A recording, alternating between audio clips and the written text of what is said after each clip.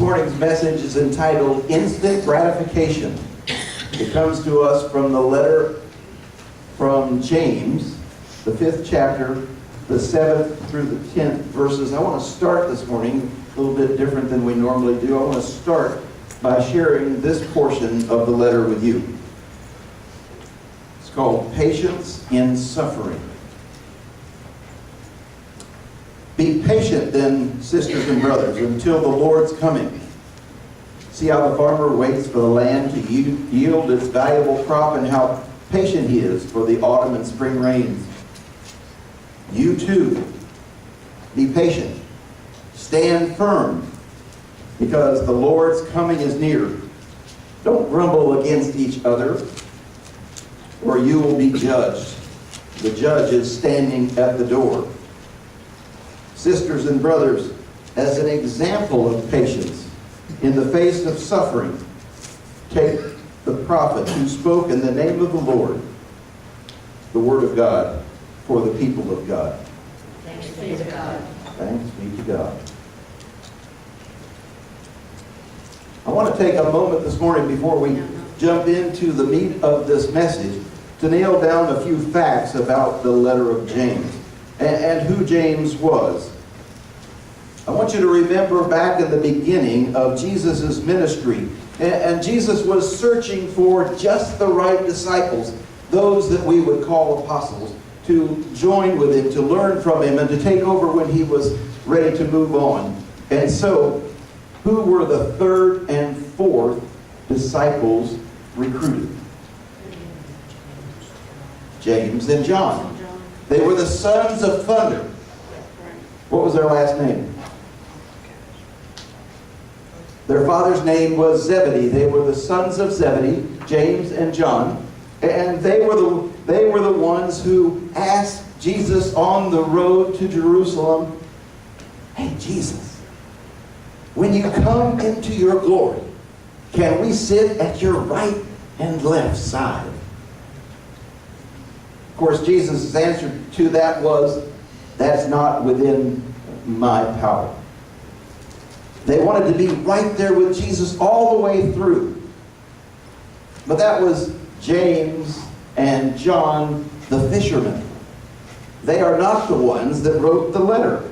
The letter of James was written by the leader of the church in Jerusalem. He was a relative of Jesus. And Jesus went to visit this relative during that time of the resurrection and the ascension. The brother was James. He was the brother of Jesus. And he is the one that wrote the letter that became a guide for Jewish Christians. And his church was founded there in Jerusalem. So why do we include a letter about patience in this season of Advent? Okay, listen up. I'm going to make a very bold statement. Christmas is not about the birth of the Christ child. That should be a shock. Yes. It's about God's redemptive plan, a plan of salvation. You see, the plan of salvation is the big picture. And so many things build up to that plan of salvation, the big picture. You see, it's not about Christmas trees and Christmas lights. It's not about who can buy the biggest and the best and the most expensive gifts. It's about a plan that brings us from creation to the cross, from an empty tomb to eternity.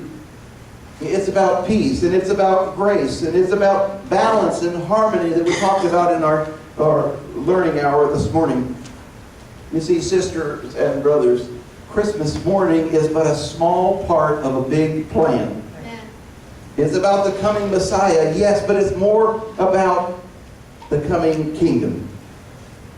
It's not about our dreams, it's about God's promise.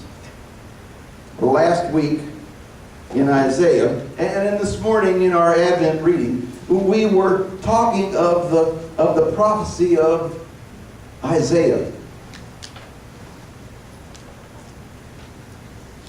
sharing with us this ultimate dream that God has of a total makeover of our entire world. A transformation that turns bad things and evil people into calm and peace and good. Utopia has been renamed New Jerusalem. That's what Christmas is all about. A piece of the bigger picture. And that bigger picture is a perfect world created by God. Have you ever heard that saying, there's a 600-pound gorilla in the room, but nobody wants to address it? That 600-pound gorilla in this room is that question of when and how. When is God going to pull all of this off, and how will God do that? And the answer to the when is God has already started in this process.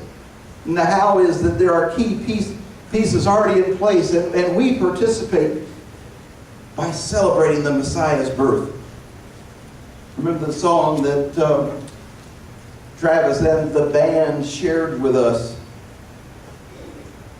It comes from that same passage of Isaiah, prophesying that the blind will see, the deaf will hear, the mute will shout for joy. Those things were prophesied since the Old Testament times. But the other part of the question is, of course, how? How will God make it happen? Let me share a couple of situations that might help you understand when God talks to us about patience, how do we respond? I want patience and I want it now. Isn't that right? Yes. Because we don't call on our patience unless we are at the edge of our universe. We add the, and I want it now. And God says patience is something we learn. Patience is something we grow into over the long haul. So I've got a couple of scenarios that might help you understand. And maybe this is how we learn about patience and waiting for God's plan to come into fruition. She was a young mother with 5 children. 1 girl, 4 boys. The girl was the baby of the family. She had things to do, shopping to complete. Christmas was coming. So she decided to eat her Cheerios and take her kids shopping with her. Oh, jeez. First stop, Toys R Us. Bad idea. So they go into the Toys R Us store and the kids are going crazy, as they do in Toys R Us. There's no discipline, there's no control. They're just running up and down the aisles looking. And guess what? The little girl spots this baby doll. Yeah. Gotta have it. I'm not leaving without it. A little screaming, a little stomping of feet.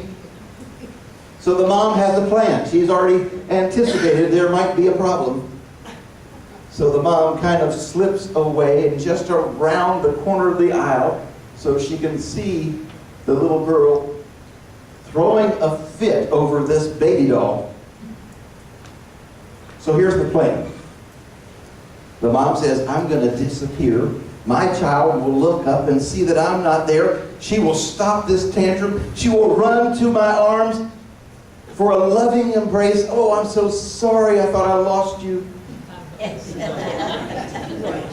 She peeks around the corner of the aisle. Now her daughter is laying on the floor, pounding her hands and screaming at the top of her lungs, I'm not leaving without my dolly.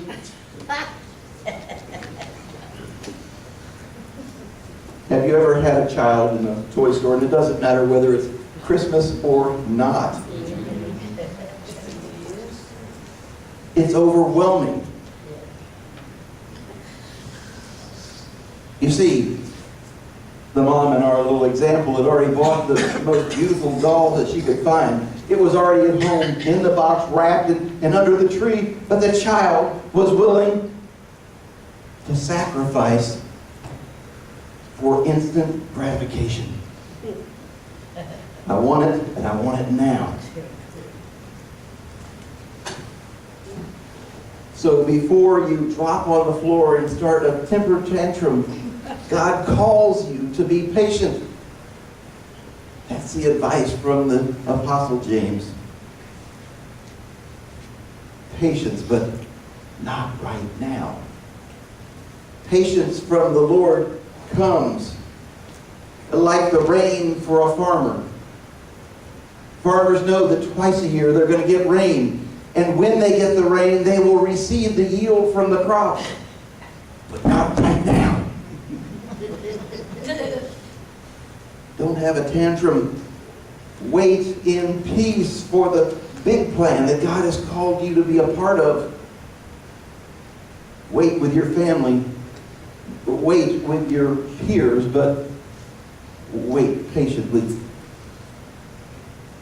You know, another part of this, another factor in this patient waiting. Waiting is never easy. I think all of you, or most of you, know our daughter Michelle. To me, she's still Shelley. She has a giving heart. She loves to do things for people and buy things for people. So on December 26th, that would be the day after Christmas, she starts buying Christmas presents for next year. Now, some of them are just little trinkets. Most of them are just little trinkets. Guess what happens on the 27th? You get them. You get it. I already got your Christmas present. I said, Shelley, it's not even my birthday. I said, yeah, I know, but I couldn't resist. You're going to love this thing. Can you guess what it is? And I'm going, Shelley, I have 363 days left to figure out what it is. Keep it a secret. She says, oh, you're no fun. She goes off into her room. I turn around and there's Shelley. She's standing here with her hands behind her back. She goes, I can't take it any longer. Merry Christmas. I said, you're a year early. Can't you have some patience? You get it. Very little patience in anticipation of the good stuff. And we're all guilty of that, maybe not so excessively as Shelley. Oh, by the way, she doesn't know I'm talking to you about her. But that's what she gets, right? Now, I love this story, and this is a story that's a little lengthy, but I think it'll bring it right home. So we have a story of a small boy, kindergartner, and his infamous kindergarten teacher. You know what that's like, don't you? So class is over and the parents are starting to come, and she looks out and she sees the little boy in the back trying to pull on his boots. And he's pulling and pushing at the same time. And he goes, teacher, can you help me? And she goes, well, okay, I'll be right there. So she gets over there and she sees the struggle that he's having. And so she says, tell you what, stand up and I'll pull on the top of the boots and you push with all your might. And it's not easy. These boots are just hard to get on. Finally, she finishes with the right foot. And she says, okay, now let's do the other one. And she puts on the left foot in the boot, and she's pulling on the top, and he's pushing on the bottom. And finally, his foot goes in. And she says, thank goodness. She says, I'm working up a sweat. She starts to turn around, and she says, Johnny, get your stuff, and your mom will be here in a moment. He says, teacher, they're on the wrong feet. And she looks down, and sure enough, the toes are like this. You would think we could just pull those boots off, but it turns out that those boots are as hard to take off as they are to put on. And so she says, okay, you sit on the floor, and she says, you hold on to this, and I'm going to pull this way. And through this whole gyration of energy, she finally gets both boots on. checks them again, swaps them. Here we go again. They're no easier to put on the correct foot than they were to put it on the wrong foot. And they struggle, and she pulls and he pushes, and finally they get the boots on. Now she's exhausted. Now she's ready for the parent to pick up the child. And she starts to go back towards her desk and, teacher, these aren't my boots.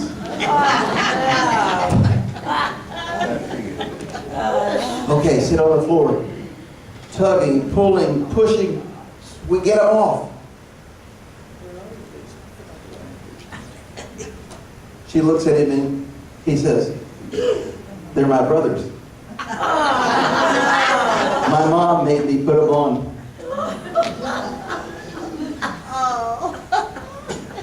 Stand up. You push, I'll pull.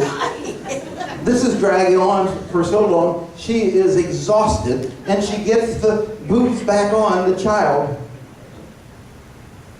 And she said, okay, it's cold outside. Go get your mittens and be ready for your mom. He says, I can't. She says, why, Johnny? He said, I put my mittens in the toe of my boots so I wouldn't forget them. The story goes that the teacher is on trial now for... No.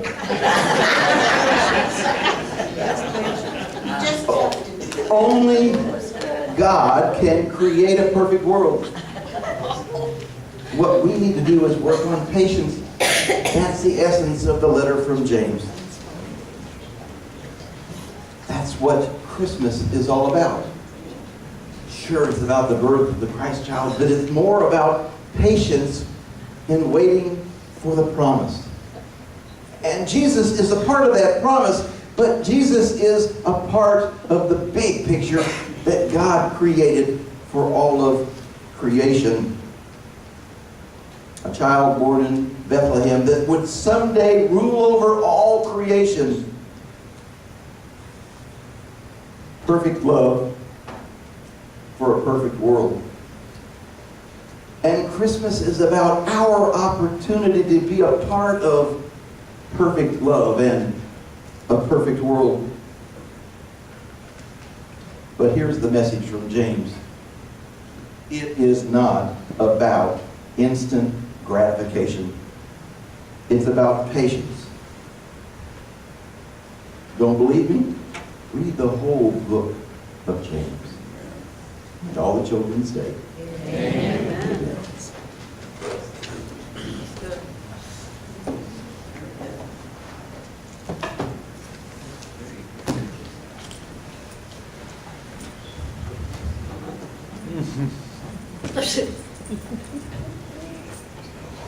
Mm-hmm.